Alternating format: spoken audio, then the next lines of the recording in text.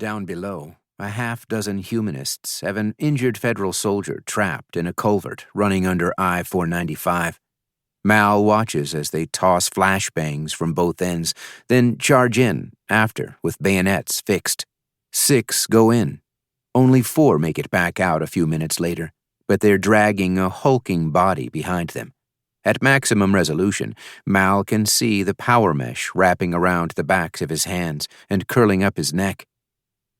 The drone Mal is inhabiting carries a 20mm cannon. He briefly considers using it to keep the humanists from burning the body, but from the look of him, this one is already broken beyond repair. Mal turns back toward the south end, where the cleanup crews are starting their work, and leaves the humanists to their fun. 2 hours later, and Mal, astonished as always by the unaugmented human's lack of basic situational awareness, is following a team of 5 humanist scavengers as they go house to house through the subdivisions west of Route 187. The drone is only 500 meters up, but they don't seem to have any idea that it's there. Or maybe they have noticed, but they're just assuming that Mal is one of theirs, up there to provide air cover. They're wrong about that. Mal definitely isn't one of theirs, though he isn't exactly hostile either. He thinks of himself more as a disinterested observer. Despite what the federal news feeds have implied, in Mal's opinion, this war is and should remain a purely human endeavor. His folk don't really have a dog in this fight. Just as Mal is beginning to lose interest, thinking about ditching the drone and hopping back into infospace for a while, the scavengers down below kick in the front door of a pretty blue Victorian on Walton Road. The first one to poke his head into the opening staggers back and collapses, blood spurting from the back of his skull, and one of those standing behind him falls an instant later, hands clutching his belly. The other 3 drop and roll away from the entrance. For a while, nothing happens.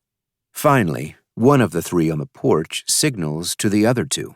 They pull flashbangs from their belts, toss them through the open door, and then scramble to their feet and follow after, weapons blazing. The house is very loud for a short time, then very quiet. Mal waits 5 minutes for the humanists to come back out. They don't, though, and neither does whoever was waiting for them inside.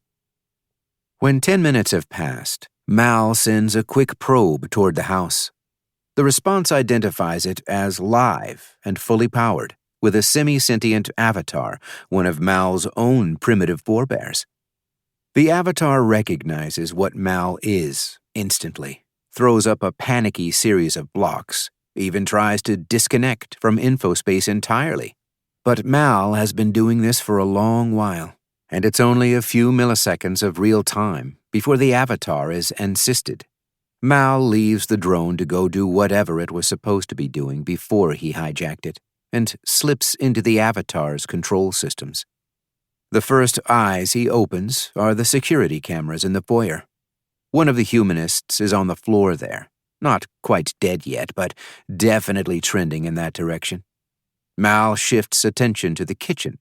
The other 2 scavengers are there, one slumped against the refrigerator with a broken neck, the other with a half-dozen ribs poking out through his misshapen chest, coughing out what's left of his life onto the floor by the breakfast nook.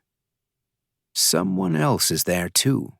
A youngish-looking woman lolls against the back wall under the picture window, legs splayed in front of her, chin resting on her chest, long blonde hair trailing down over her shoulders and fanning across the bloody hole in her sternum.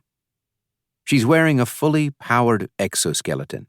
She has an ocular implant. She has a wireless neural interface. Mal gives her ocular a ping. There's enough hardware in her skull to house a full avatar, with plenty of room to spare. After a moment's hesitation, he slips inside her. Mal is on his new feet, one hand against the kitchen wall for balance, while he works on getting the gyros in his thorax and the servos in his exoskeleton reintegrated, when a voice from behind him snaps his head around.